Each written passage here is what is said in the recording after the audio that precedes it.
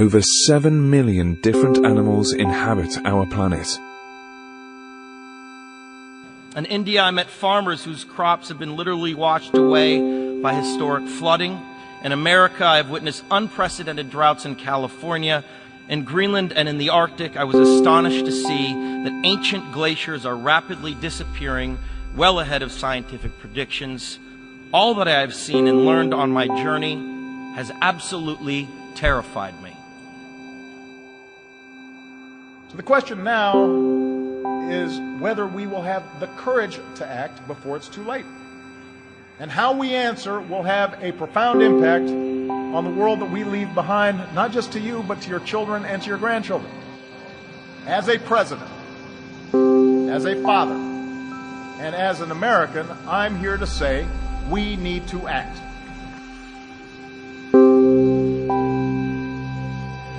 We choose to go to the moon. We choose to go to the moon in this decade and do the other things. Not because they are easy, but because they are hard. It's one small step for man, one giant leap for mankind. Welcome to the All Creatures Podcast. This is Chris. And I'm Angie. Hey, Angie. So, just an update for the listeners. Last week, we didn't do a news segment. You were on death's door with the flu, or you felt like you were on death's door. Yeah, I couldn't believe it was the flu. I don't know if I've ever had the flu that bad before. I thought I've had Giardia in Africa and in Ecuador one time. Scary. And this was almost as bad. So it was, it was something. That's why you get the flu shot. I mean, and I know the flu shot doesn't cover everything, but I did get, so I got the flu shot in Florida last November.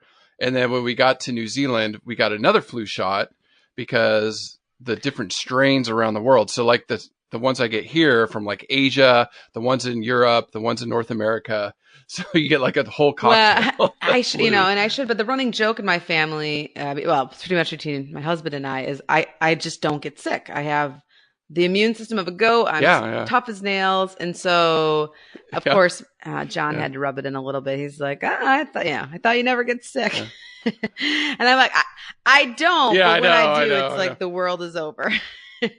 Yeah. But you're back. And so Angie and I were talking. So what we're going to do with the format of the podcast for now is we're going to guarantee you 2 episodes a week. We have just been getting a little bit overwhelmed trying to do 3 a week with these interviews. We have a lot of great interviews scheduled coming up. And between those and editing and getting that pushed out and then doing the news, it just got a little much. So what Angie and I are going to do is we're going to guarantee you 2 episodes a week, no matter what. We'll have a new species. And then we will have either news or an interview later in the week. And that way, you can listen to some other great podcasts out there and we don't take up all your time, but we do appreciate it. Yes. And someday if we can figure out how to get all of our ducks in a row, we would love to podcast even more for everyone, but that'll take a little bit more organization for Chris and I. We're still new to this game and trying to figure it all out. So keep up with the support and the love and don't listen to any other podcasts. I don't know what Chris is talking about. Broaden your horizon. Yeah, they can listen to Corbin's or some other ones because we got some stuff coming. Animals to the Max is the bomb. If you have not checked that out, please check that out. He's brilliant and very funny and very knowledgeable. Yeah. Energetic. It's what you need in the morning. It does. It really gets me going when I listen to him talk. And then just also, we're coming in on the year anniversary of our podcast. And so we're going to really, Angie and I are hammering some things out to make sure this is a very long running show. And then, Angie, if once we're making millions, then we can hire people to do all that extra work. And then that's right. And I said, I could do 5 podcasts for a week because all I do is show up and talk, which we all, if you're listening and listen long enough, everybody knows that I could probably talk to a wall. So it's poor Chris that he does all of the editing, all of the website. This guy is amazing. So make sure and give him, give him some love and some shout outs. Cause it's great. It's fun. Yeah. You're really good at it, but it is very time consuming here. And cause you do, it is. We like to put out a good product, which means AKA you have the laborious part. So that, moving on to This Week in Conservation, I think you had some good stories, right? I've got a mixed bag. I've got some interesting stories, sad stories, good news stories. So let's start off with something good that you found. Yeah. Well, some great news. Everybody knows, or if you don't by now, you should know that I'm a big fan of hoof and horns and antlers. And so great news out of Belfast, Northern Ireland. This just recently, Miss Betty Bantu. She's a Blessbach calf. She was born at the zoo there. And for those of you there's a lot of hoof stock in Africa. Even me, I like to think that I'm good at knowing all my gazelles and antelopes. It is even hard. I have to have the guidebook out, whatever region I'm in, making sure that I know what I'm spotting. And so for those of you that aren't familiar, we will cover it sometime, but a Blessbach is this gorgeous medium-sized antelope, dark brown in color with white underbelly and white almost leggings, like stockings. And then it has a beautiful, thick white blaze down its face. For anybody who knows horses, that's really a sought-after marking because it's just so pretty with the big, wide white stripe down the face. And of course, being an antelope, it has two brilliant horns that stick up. And the Blessbach were almost hunted to extinction years ago. And so they've made a nice rebound, probably due to conservation efforts. Yeah. And this calf, Betty Bantu, is the 11th calf born at this zoo throughout the years. That's good. So kudos to you, Belfast Zoo. I don't know if we have any friends in Northern Ireland, but hopefully we do now. Yeah. But I like what you do, and I like what I see because this calf is just super cute. Yeah, no, we got some listeners in the UK and around there, so hopefully they do. And yeah, it's weird because it's good news because, again, an endangered species, the interview we've got coming, I remember listening to the person that Angie interviewed is big. Amazing, awesome. Yes, it was a great interview. And my new BFF.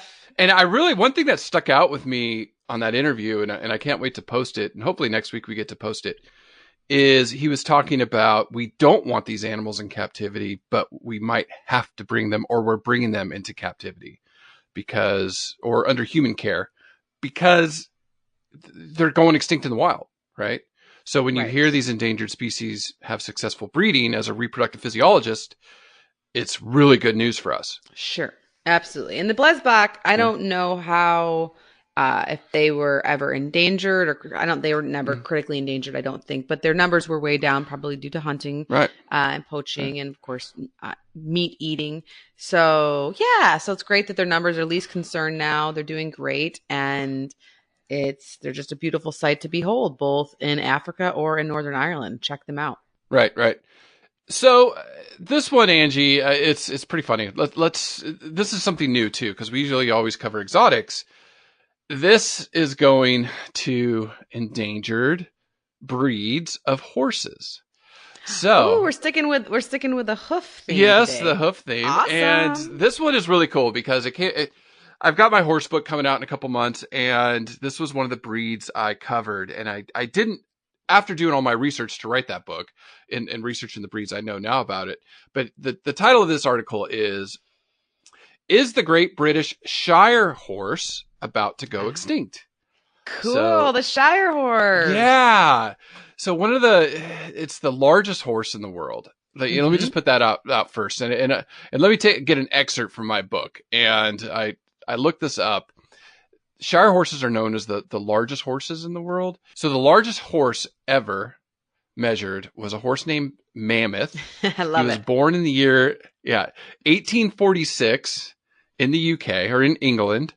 He stood 21.2 hands, which is a measurement in the horse world, or 219 centimeters, or for us in the States, it's over 7 feet at the shoulder. Wow. Jeez. 7 feet tall at the shoulder. I like horses, but not guy. That's big. Yeah, 7 feet. He weighed an estimated 3,400 pounds or 1,500 kilograms. So he was like massive. 3 horses. basically. He's huge. So it was interesting because, doing all these breeds and breeds of the world and, how horses were evolved in Asia and Europe and Africa. And then the ones that they brought to the New World, in North America and South America. Shires were just one of the ones I looked into. So what happened is these were working draft horses, right? That's kind of where their history was.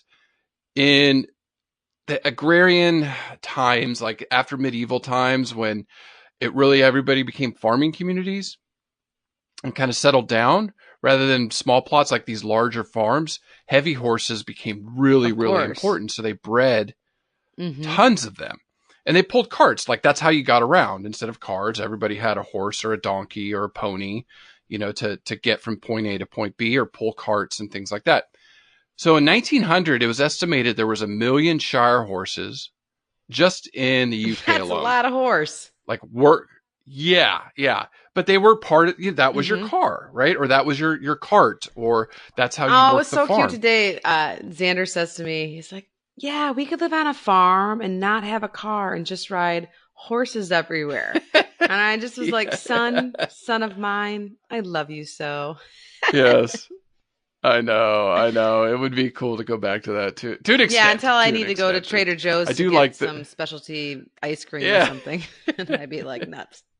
Because literally you would have to go get your animals, hook them up to the cart, which takes forever, drive down to the store, which will take forever, park your cart. I actually envision it because I love riding so much. I envision myself just galloping through the streets, like get there. I don't need a cart. I would just need a saddlebag. But then I'm thinking, I need a saddlebag with ice for so my ice cream doesn't melt. So it would get tricky. Yeah, it would be. Yeah, it's the convenience of technology is we take it for granted. Anyways, so you had 1 million horses in 1900, and then in the late 20th century, the breed, because of automobiles and everything, was down to 1,500 horses, Shire horses left. Wow, that's crazy. Yeah. I mean, they probably do cost a lot to feed. I will say that. Yeah. And they're such a novelty breed, but it's not just them. In the United Kingdom, they're worried about Clydesdales and Suffolk horses, that they just had 240 Shire horses born last year, less than 200 Clydesdales, and only 25 Suffolk horses. So this rare breed survival trust is trying to shed some light on them. Hopefully some hobbyists will get involved and start breeding them. I mean, I love horses. I argue with people. I think they've done more for us than any other species. In this, they talk about war horses. They've died with us on all those battlefields. The stories are incredible. Yeah, they've been really crazy. So it's just interesting we talk a lot about endangered species, which in my opinion is way more important. Just my own personal opinion. But sometimes it's nice to think about these endangered breeds that, it took a couple hundred years to get to a Shire horse to what they are today. Mm-hmm. And it would be sad to lose such an amazing specimen. Yeah. Like you said, an amazing specimen and just kind of this iconic workhorse too, right? And drastically unique from a lot of the other breeds. But it'll be interesting. I know that there's people that are into the heirloom species or some of these older ones, and not letting even though they're domestic, they're not in danger. Trying to keep the numbers up and making sure they stay diverse genetically, right? That's important. Right. Yeah. So it's just interesting to think about, and I know there's been some extinct species. One that comes to mind is the Canadian pacer. So I used to joke around with Danielle, the Canadian horses. I would go, hey, I put some in my book just for you. But the Canadian pacer was one that could pace on icy roads and not really fall down. They had really sturdy feet, but they're gone. They're gone. They got bred out. Okay. So now they just have a Canadian horse, which I guess says "eh" all the time, or ne. I don't know. Ne. Or a boat. So, anyways, they say hoof all the time. Hoof. There you go, Danielle, just for you. So I thought that was interesting and just a different news story this week. Awesome. Well, for my next story that I've chosen, it's been all over the news here, especially in southeastern United States, probably nationally. but it's near and dear to my great state of Florida that's currently housing me. And I talk about the story as I'm preparing for a big beach trip for my boys tomorrow. We're heading over to the Atlantic coast to enjoy the beaches over there for the day. It's one of our closer beaches, but also I wanted to avoid the West Coast due to what is called the red tide that has been. And just briefly, well, this probably isn't going to be brief. Let's be honest. Yeah. Because it's a very interesting story and interesting conservation story, and then it also brings up a lot of other issues. So this red tide, it's basically a type of algae. So it's alive. It's an organism. It's a naturally occurring phenomenon, especially around the southwest coast of Florida. And it comes annually here and there. In fact, these algae are always in the water. However, when it's considered a bloom, so right now we have a red tide bloom off the southwestern shores of Florida, means that it's obviously blooming. So just think of it like a lot more, like they're multiplying. For instance, this red tide comes from a type of algae called K. brevis. And typically our concentrations are about 100 cells per liter in this area. But recently, this red tide's been blooming or growing since October 2017, so October of last year. But now the cells are about 10 million cells per liter. Wow. So a big... Don't drink the water. Yeah. A big increase. And yes, in some spots, it's been counts of up to 140 million cells per liter. And you say, well, why? Who cares? Okay, so the ocean looks a little red, yada blada. But what this red tide, these algae produce, is called a brevitoxin. And so toxin obviously means no bueno. And they are in the air so thick right now that some people out in Naples, Florida, thought that the armed forces had poured nerve gas into the Gulf. And as far as irritating and choking their eyes and their lungs. So it creates this toxin that, of course, is obnoxious to people that are trying to enjoy the beach. But but obviously us people can leave the beach or not go to the beach that day, right? Right. So these animals are exposed to this crazy amount of algae, which basically when they ingest it, it can cause gastrointestinal problems and neurological problems. And incidentally, people just say the animals almost look like they're comatose, and then they obviously typically die. And so the animal, the sea creatures being affected out of the red tide in Southwest Florida are everything from fish, so mullet fish, catfish, pufferfish, snook, trout, grunt, and even Goliath groupers, which we need to cover that in the podcast. Those guys are awesome and amazing. But also crabs, eels, but also 80 manatees have washed ashore during this crisis, and turtles, including the critically endangered Kemp Ridley sea turtle. And then even more recently, just this past week, a juvenile whale shark. Yeah. Chris, I mean, we've covered the whale shark. We've covered the manatees, and we're soon we're going to be covering the sea turtle.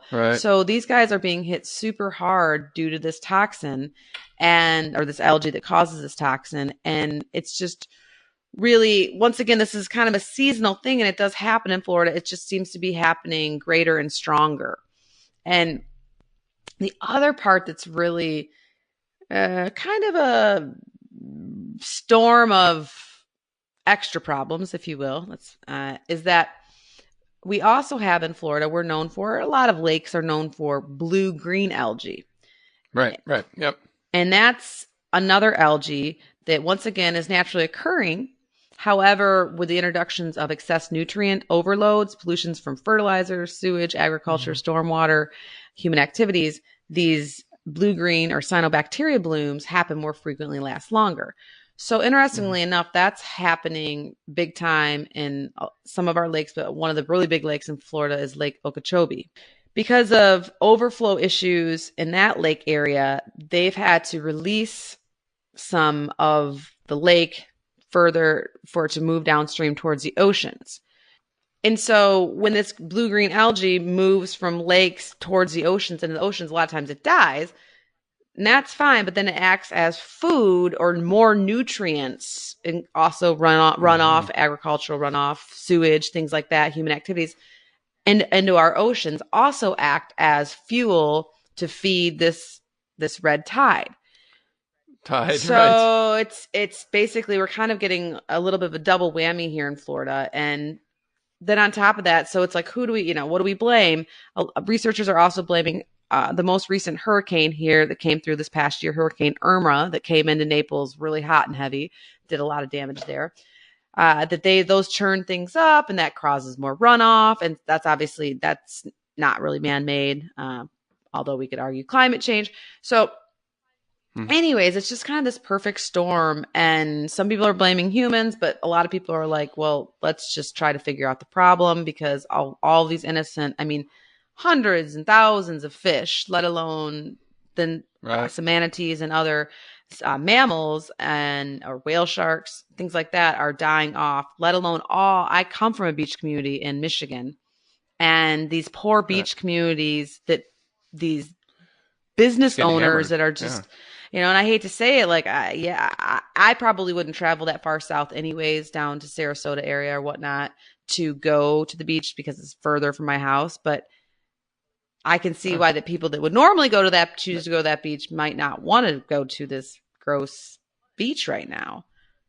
Yeah, I think we just talked in, maybe it was the last pod we did, how I loved to go Cocoa Beach when I was there.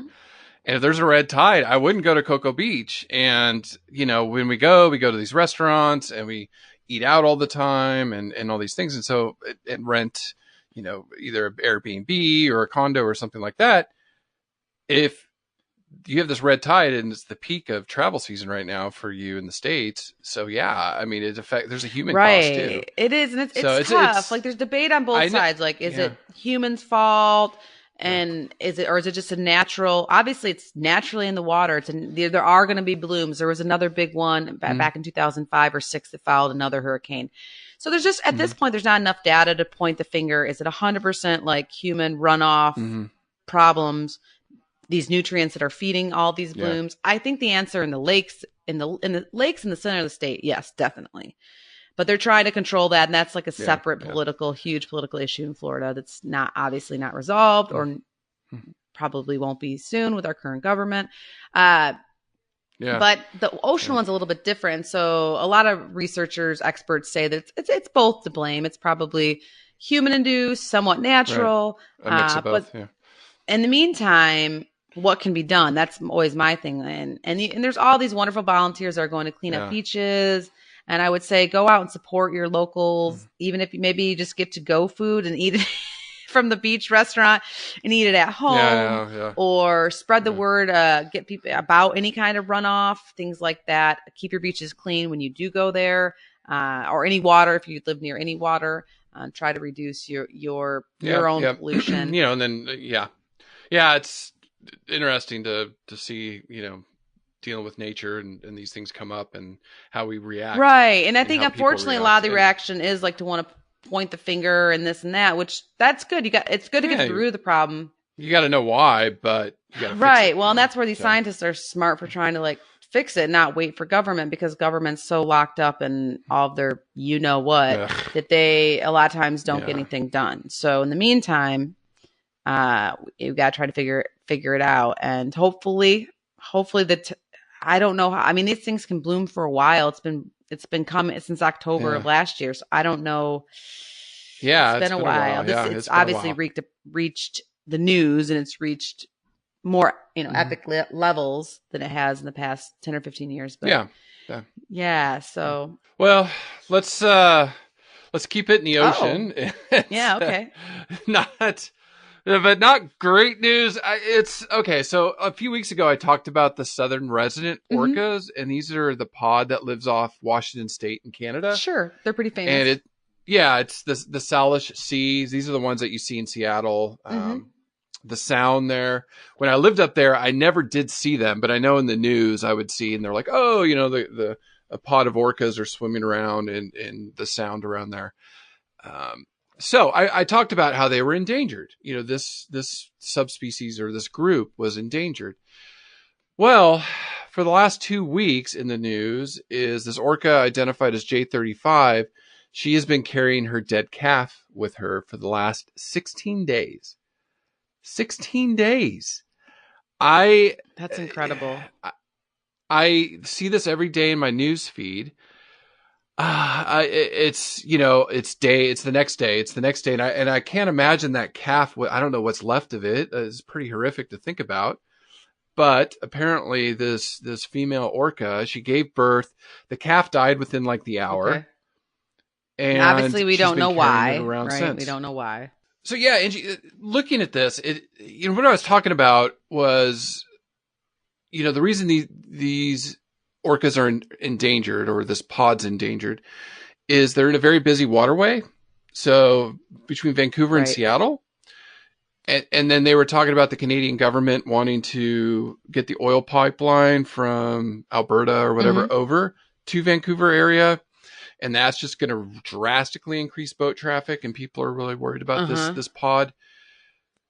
So in the last 3 years, none of the calves born, I think it was 3 of them, did not survive. Oh, wow. Okay. Yeah. And in the past 20 years, only 40 orcas have been born into this group, but 72 have died. Oh, wow. So they're in a way negative trajectory. Of course. So a lot of the other thing too is salmon. So that's their number one prey item. And there's just not enough salmon is what they think up there.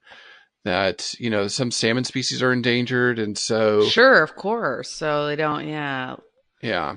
So it brings up an interesting question. So we're going to keep my eye on this, obviously. Looking at this female, and Angie's my behavior expert. And I just wanted to, I know certain species grieve, and specifically I know elephants do. They will go and pick. Yeah. Yeah, definitely elephants and cetaceans, which obviously those are whales and dolphins. So the killer whale, the orca, falls under that. Magpie is a type of bird. I recently was reading an article about crows. Did we just discuss it on the pod? If it was no, I think crows, you were going to. Yeah. Yeah, they do funerals. So yeah, I mean, I think it's definitely an emotion that animals experience, and of course, there's documentation of this in both in in the wild and some living under human care. And then I would go to say that there's been anecdotal evidence. I'm not sure. I'd have to go back to the literature, but there's been anecdotal evidence of wolves, dogs, geese, other animals besides what what we classify as the highly intelligent animals, such as cetaceans and elephants and chimpanzees. Right. And I would say, chimpanzees are on that list also of they are. So it just, for me, it brought up a lot because I remember a teaching moment I had with my students, and I was up in class and I said, do animals feel? And all the students laughed, and these were animal science students, pre-vets, some are livestock, whatever. And it was like kind of taken as a joke that animals have feelings, and I asked that. I said, really? They like laughed like they didn't they thought no? No, yeah. And really, I was like, okay. And I was a little bit surprised, but taking the group, I was. You don't want to judge, sure, yeah. No, taking the group, and so I said, okay, let me ask you this: when you come home, your dog chewed up your couch, and you yell at them, what do? They cower. They're scared. Yeah. Right? Or unless it was my rescue husky dog, I think he just would give me the middle finger. Well, that's a cat too. That's cats. Yeah, well, Sinatra, he was like basically I used to call him my dog cat. Yeah. But when you come home, like let's not say the dog chewed the couch, but let's just say you come home, the dog is like all over you. There's a greeting. They're wagging their tail. They're licking you. They're excited is a way to put it. They seem happy. And not to anthropomorphize animal feelings, but I made the point that, you just can't look at animals as instinctual robots. That is not what they are. Now, we can't go and say, are they going to build a rocket and go to the moon? You know, they're not that level of advance. I mean, Chris, when was the last time we did that? It's been a while. I know. Well, look who's taken over the country. So, yeah, we're Right. definitely de-evolving. Yeah, definitely. But so this just brought it up. It was interesting. So I did find a good study. I'm going to link this to. It's called Animal Emotions: Exploring Passionate Natures. It's just kind of a paper. We should talking do a whole about, pod. I would love to do a whole pod on this. Okay. Maybe we can. You know, joy, fear, love, despair, and grief. I think it talks about Jane Goodall observed Flint, an 8-year-old chimpanzee, that when his mom died, he just basically withdrew from the group, starved himself, and died. Yeah. You know, there's a great book out there called When Elephants Weep. It's a little dated. I think it's 95 or 96. I read it either in college or after college. I'm showing my age here. I read it years and years and years after college. No, I'm sorry. Yeah. No, I take that back. Sorry, mom brain. I read it when I was like 5. So yeah, right. It's what inspired You were like, dude, that's when you finished your PhD, right? That was like way before I got mine. Oh gosh, I can't even do math on what would make me older or not older. It's been a long week. But anyways, yes, but it's a great book. Yeah. And there's been let's maybe others do since that. then. Let's do and it. I think that or just in general, it'd be fun to hear from the animal. listeners about their thoughts on like I know, for instance, my dog Gypsy, I love her, Gypsy girl.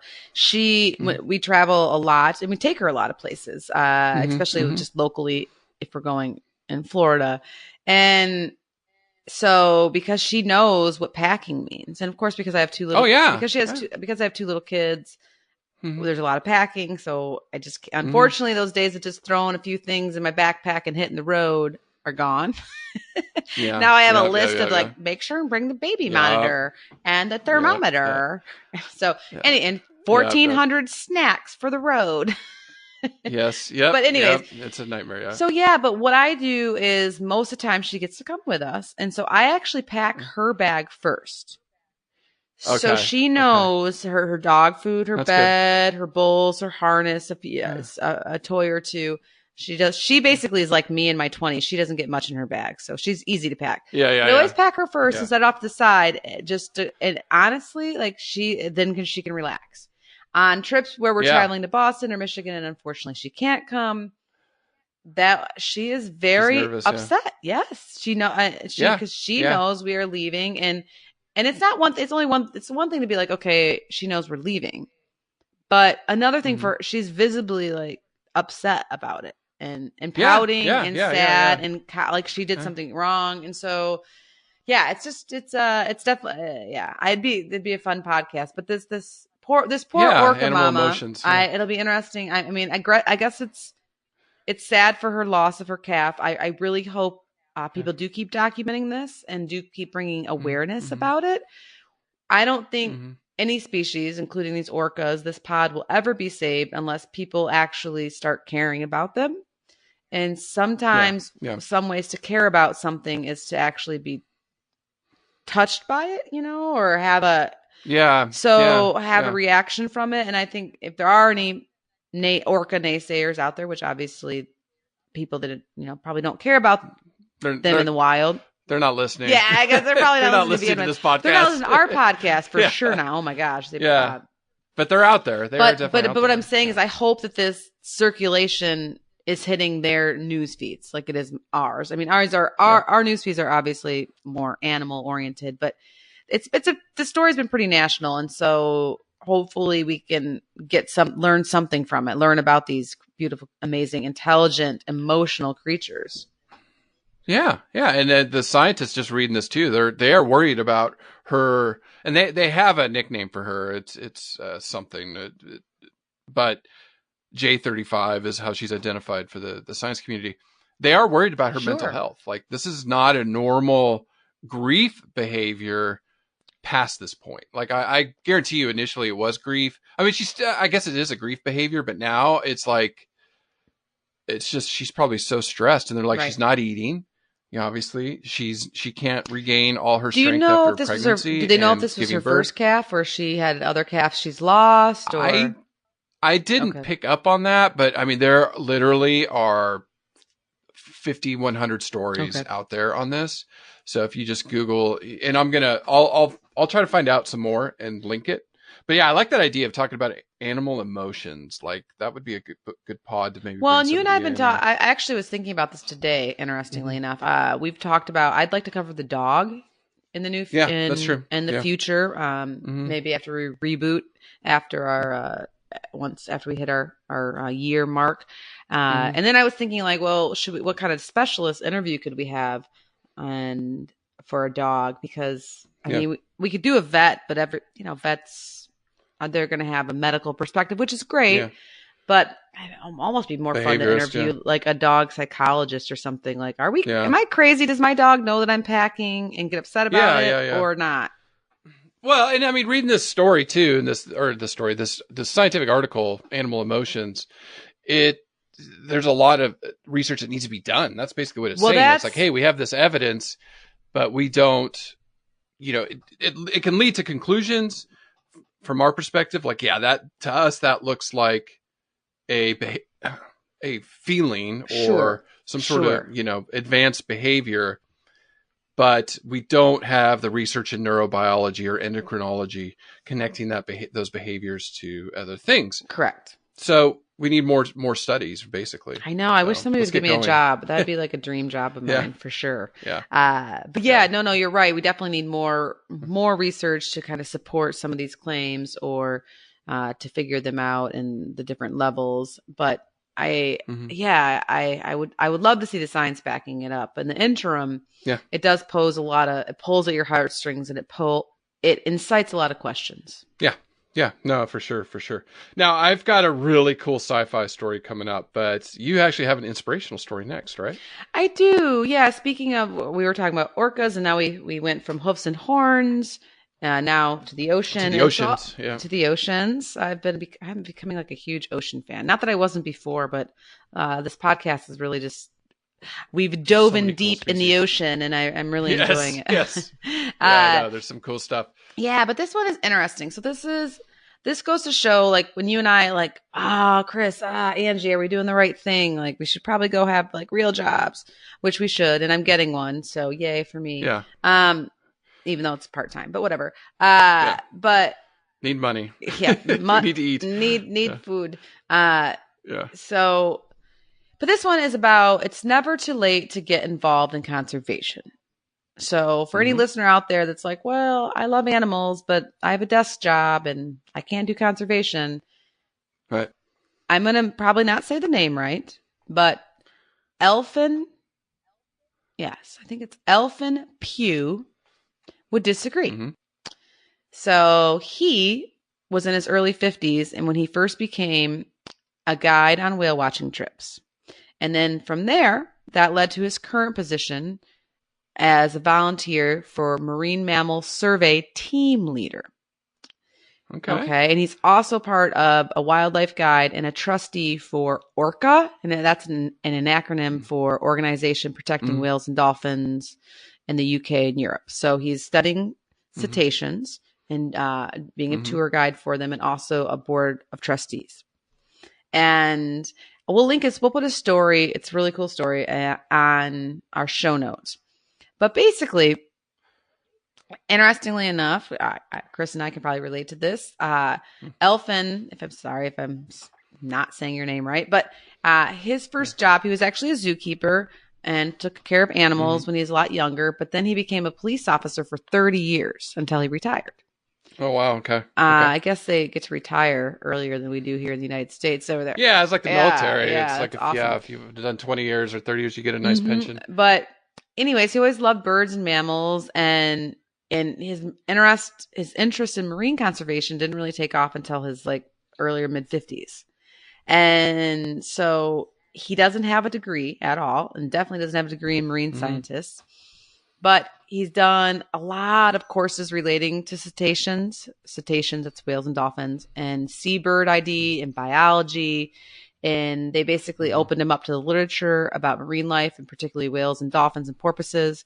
So he's really self-taught, which is hard. I mean, that is a little bit of a learning curve versus someone who might go down a marine biology route with the teacher who gives them a lot of the information. But that goes to show how passionate he was. And he's just basically, people that he's worked with have been awesome, and they've helped him with his quote unquote career development.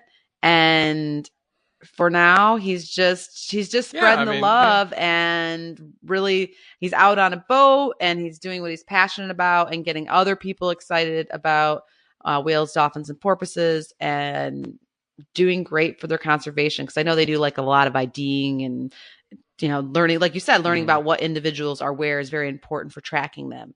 So hats off to you, Elfin Pooh, or Pew. Pew. Pew. Poor dude. I hope he's a listener and he's like, oh, I know. He's like those darn Americans. But I was just a real. That's awesome. Yeah. I just think that it's just never too late to do your part, and you can do a lot like he did. Obviously, he got really, really involved. Or you could or you can do a little. At the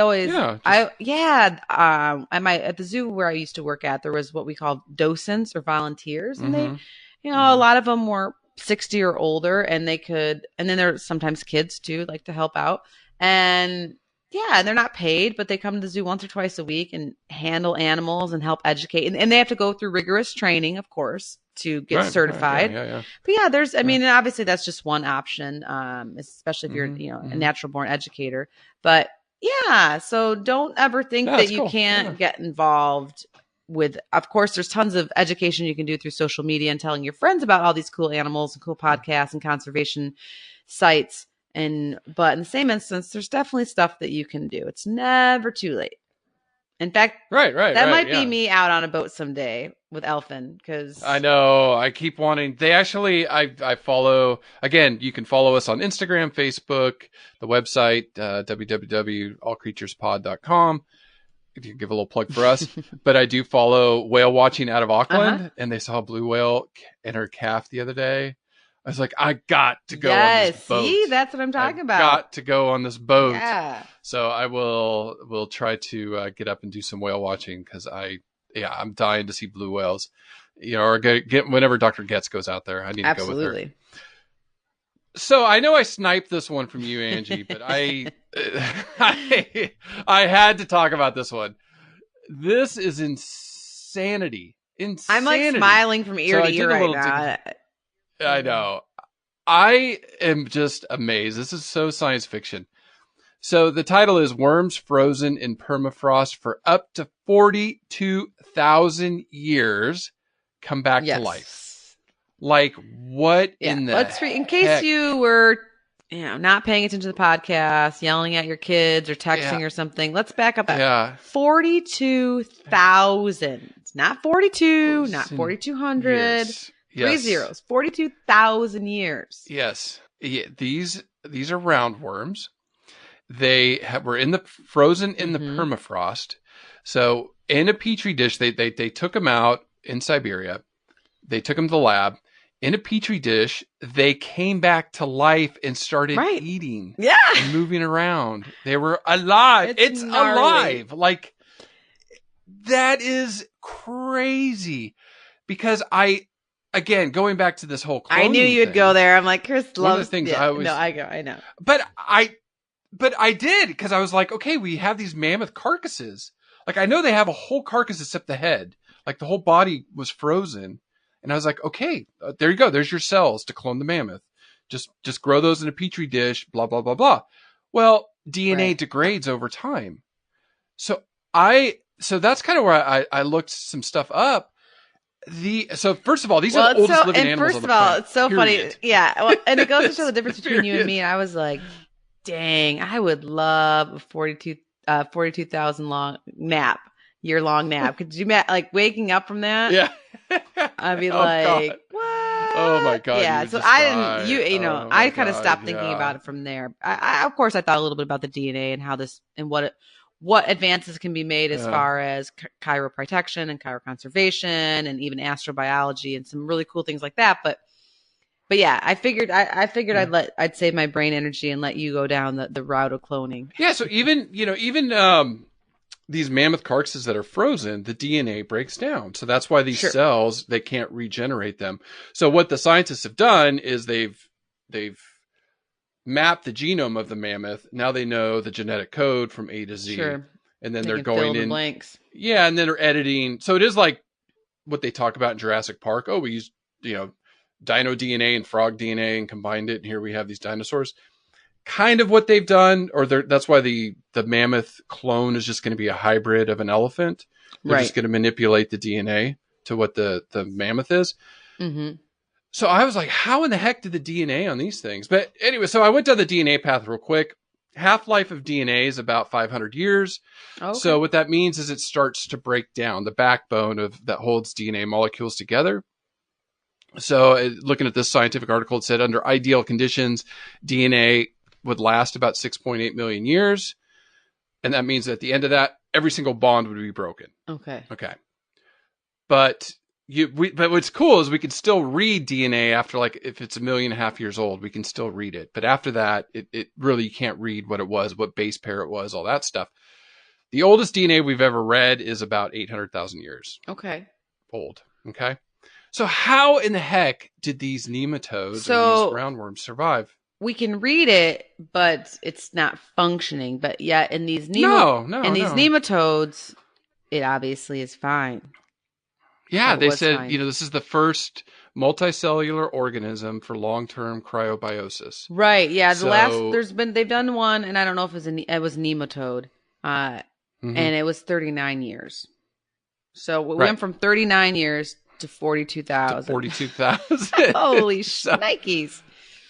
So they just said that these things have some adaptive mechanisms, and it's going to have some effects on cryomedicine, cryobiology, astrobiology. I mean, things like, if we ever did travel to Alpha Centauri, how long would it take? How many hundreds of years?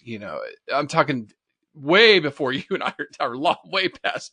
This is going to sleep and coming back in 40,000 years, and we'll have the technology to do this. Yeah. But, if human exploration of space and you go into cryosleep, we in sci-fi movies. So we can study this nematode, see what mechanisms it has, and start applying it to medicine, things like that. So that was crazy. Yeah, it's crazy sci-fi. Amazing. It's just, and I think that's the thing is, like, with nematodes in general, they definitely have their ability to withstand certain extreme environmental condition is just basically kind of programmed in their DNA, certain ones. But yeah, what exactly is that? And what does it mean? I think is to be determined. Yeah. But it's definitely super interesting for cryoconservation. Or it made me think, like, geez, what is up in that ice on Mars, right? Type deal. Yeah, maybe we don't want to unearth. Was it Transformers? I don't remember one of those movies. Well, Chris, along those lines, but much like, let's get back to Earth and to something that we can. Yeah. Something. That's some sci-fi novel. I read that and I'm like, that's a crazy whatever. We need to talk about it. So I'm glad you talked about it. But this is a little bit more Angie speed. Yeah. So as far as wildlife news is kind of cool, or medical news is. Recently, researchers reported out of the University of Guelph, which is Canada. So another shout out to our lovely Canadians, have reported that leopard geckos, which is a type of it's obviously a type of gecko, but they're really cute. I used to work with them at the zoo, but they're actually kind of popular in the pet trade, and they're not endangered. I'm sure certain types of species, in general, there's a lot of them. But new research has shown that leopard geckos can make new brain cells. So I don't think they can withstand 42,000 years of cryopreservation. Right. Although that hasn't been proven yet, so who knows. But what the researchers out of Guelph have discovered, that these leopard geckos have a type of stem cell that allow them to create new brain cells, and this also provides evidence that the lizards have the ability to regenerate parts of their brain after injury. Okay. So they're constantly renewing these brain cells, and this is something that humans are really notoriously bad at doing, right? especially right, super slow, like 40, 50 years, yeah. Mm-hmm. And then our brains degrade, yeah. And that's why head injuries can be obviously very traumatic and horrific, yeah. And not a lot of times not able to bounce back from them. So it's really interesting that it's exciting because basically this provides evidence of new neuron formation and stem cells in the leopard gecko's brain. And there has been similar studies in zebrafish, sona fish, and salamanders. This work is using lizards, which is the next step up the evolutionary tree closer to humans. Mm-hmm. So it'll just be interesting to see how this can translate into human medicine and what we can learn from this cute little gecko that, and this is just one species of gecko. I mean, who knows what you and I always, it's others, it's a common theme on the podcast is like when people don't want to save animals or conserve animals or let certain species go extinct. I'm like, but we don't know enough about them. And even if you don't care about them or their behavior or their ecology or whatever, what if they can help us humans? And so I think most people listening to this podcast or most people in general, obviously have been touched by somebody that's suffered some type of head injury or catastrophic injury. Neurological disease, Alzheimer's, something. So, the mysteries for probably a lot of these regenerative issues lie somewhere in our ancestors, and we kind of deserve it to them and to ourselves to try to save them. Yeah, and it's, just kind of how we decipher some of this is we will learn what cellular mechanisms are driving that, like in the cryobiology with these nematodes or with this leopard gecko. Scientists will figure out, okay, mechanically, how does this work in cell biology? Then we can start looking at applying those treatments to higher order of species. So that's why we talked about rats, and mice. We gave a nod to mice a couple weeks ago. And then if it works in mice, that's really exciting. Then we move on to higher order of mammals and then finally do human trials. So, we're years and years away from something like that, but these initial discoveries in these species are huge impact. And that's the thing. Like I said, the regenerative medicine, they think a 200-year-old person, some biologist believes already been born, is walking on Earth. They just don't know it yet because we're going to have regenerative medicine at some point where we can slow down or reverse aging. Yeah, and I could have used some kind of something regenerative when I was sick with the flu the other week. Oh my goodness gracious! But exactly, Chris. And so that's the thing is like we're at the infancy of knowing, obviously, what the adaptations that you and I, talk about every week. Of this is so cool. This species, this naked mole rat does this. This lizard does this. Sea dragon does that. Yeah, the dads. So right, exactly. Sea dragons. Seahorses get pregnant. Sea dragons, it's not quite a true pregnancy, but so we have a lot to learn. Animals have a lot to teach us, and maybe you don't believe that they grieve, that certain ones don't grieve, but from some of their physiological adaptations and standpoint, you have to give hats off to them. And if brilliant scientists can figure out some of the ways they do some of these adaptations, it would only potentially benefit humans and our loved ones and our kids, kids, and things like that. So. And then just finally, Angie, species of the week. I know this has kind of gone long, so I'll just make it quick, but this really awesome looking frog. I know in Central and South America, we're finding these all the time. This one's really beautiful. Again, I'll put the pictures on the show notes. Its top side is green. Underside is like a poison dart frog, but orange with it's like tiger striping. Oh, yeah, it's beautiful. Yeah. Tiger stripes. Yeah, it's really cool. Gorgeous amber yellow eyes. Yeah, so, amphibian conservationist Andrew Gray from the Manchester Museum, he named it the Sylvia's tree frog. And he named it after his granddaughter, which is really cute. Oh, I love it. So, it was, collected in Panama in 1925. But they confused it with the splendid tree frog. But now that they've gone back and looked at it and said, no, this is its own species. And so now it's been officially described. And so there you go. So we have a new frog. They're so beautiful. Awesome. God, those poison dart frogs are just amazing. They're amazing. Yeah. Yeah, Okay. super, super charming. Yeah, we'll put a link on the show notes so you can enjoy this cute little guy as well. Yeah, he's cool. He's cool. All right. Well, I will see you in a few days. We got a new animal coming next week. Yes, it's going to be a really exciting week. I know. I'm looking forward to it, and it's definitely a species right up my alley. That'll be your hint. Yes. There you go. All right. We'll see you next week. Take care. Thanks, Chris. Bye.